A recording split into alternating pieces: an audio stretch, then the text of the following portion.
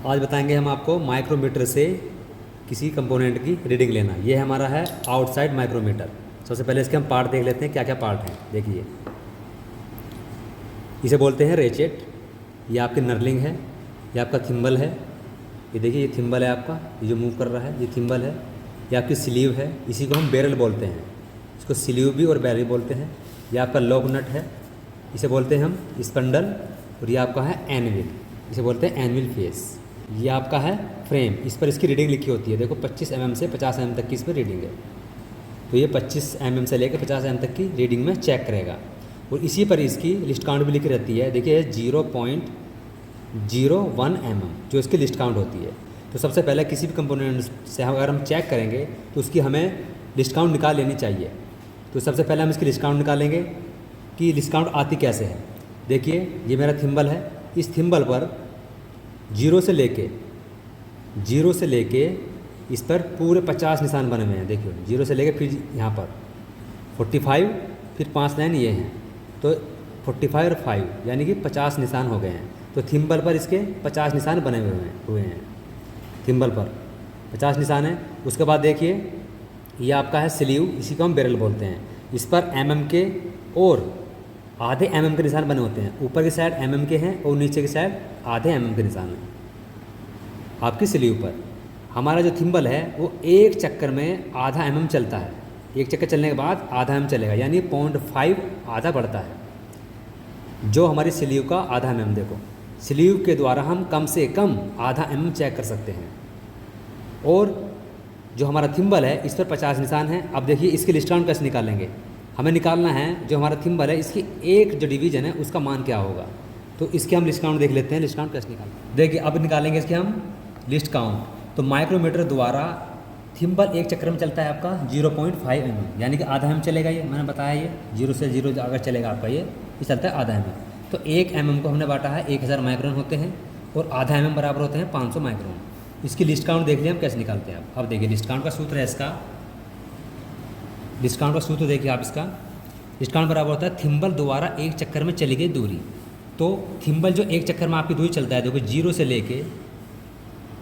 से लेके आपके ये 0 तक वो जाएगा आपका 0.5 mm। ये मैंने आपको बताया अभी। उसके बाद नीचे देखिए, थिम्बल पर बने कुल निशानों की संख्या। अब थिम्बल पर कितने निशान बने इस पर मैंने बताया था आपको, 0 से लेके यहाँ पर है आपके 50 निशान। तो 50 निशान लिख दिए हैं।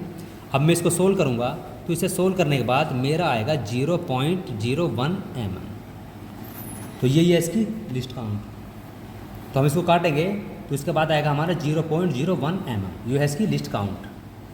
क्योंकि सबसे पहले हम टेस्ट पीस के द्वारा इसकी हम रीडिंग सेट कर लेते हैं। जीरो रीडिंग यहाँ पर टेस्ट पीस लगाएंगे आप। ये 25 से 50 वाला है, तो रीडिंग हम सेट कर लेंगे। उसके द्वारा कंपोनेंट जब भी हम इसको चेक करते हैं तो हमेशा अपने रेचेट का इस्तेमाल करते हैं। इसका समान दबाव देने के लिए हम रेचेट का इस्तेमाल करते हैं। चलिए अब लेते हैं अपनी रीडिंग। देखिए, अब दिखाते हैं हम आपको कंपोनेंट चेक करना। ये हमारे पास एक कंपोनेंट है, तो इसकी जो शाफ्ट है देखिए, ये हम इसकी थिकनेस चेक करने वाले हैं। ये हमारा आउटसाइड माइक्रोमीटर। देखिए, अब चेक करते हैं इससे हम। इस तरह देखिए, ये मेरा कंपोनेंट है। इस तरह मैंने अपने माइक्रोमीटर को पकड़ लिया है। पकड़ने के बाद इस तरह हम लगाएंगे। इस तरह लगाने के बाद देखिए, इस तरह लगाने के बाद देखिए, इस तरह हम इसको मूव करेंगे हाथ से। मूव करते करते इसके फेस से हम टच करेंगे। जहाँ पर ये टच हो जाएगा, ये यहाँ पर ही टच हो गया आपका पूरा टच हो गया। टच करने के बाद देखिए, इस तरह ये आपका टच हो गया पूरा। टच करने के बाद हम क्या करते हैं, इसके फेस बिल्कुल अच्छे से मिलने होने चाहिए। हमें महसूस होना चाहिए कि हाँ, फेस अच्छे से टच हो गए हैं। ये टच करने के बाद हम लॉक नट से इसको हम लॉक कर देते हैं। ये लॉक हो गया। लॉक करने के बाद अब देखेंगे इसकी रीडिंग। देखिए, ये हमने लिया है आपका 25 से 50 mm तक वाला।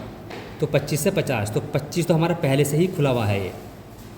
अब देखिए, इसकी हम रीडिंग देख लेते हैं। मेन डिवीज़न देखिए, ये जो हमारा स्लीव है इसके ऊपर जो होती है मेन डिवीज़न होती है। तो पहले हम इसे गिनते हैं, 25, 25 के बाद 30, 30 के बाद 31, तो 31 mm। तो सबसे पहले हम लिखेंगे 31 mm।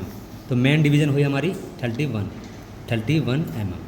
उसके बाद जाएंगे हम अपने सब डिवीज़न पर। तो सबसे पहले हमने मेन डिवीज़न निकाल ली, उसके बाद सब डिवीज़न, फिर थिम्बल डिवीज़न, फिर इसको तीनों को हम जोड़ देंगे।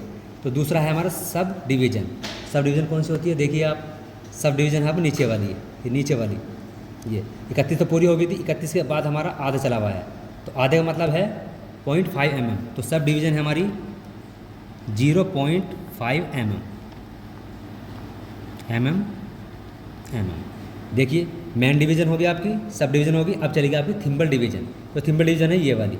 अब देखते हैं कौन सी लाइन मैच कर रही है। तो देखिए 30, तो 35 यहाँ पर आपकी 35 लाइन मैच कर रही है बिल्कुल। तो 35 का मतलब है आपका एक लाइन की वैल्यू मैंने बताई थी आपको 10 माइक्रोन है। देखो यहाँ पर दिखाई है 0.01 mm एक की वैल्यू है।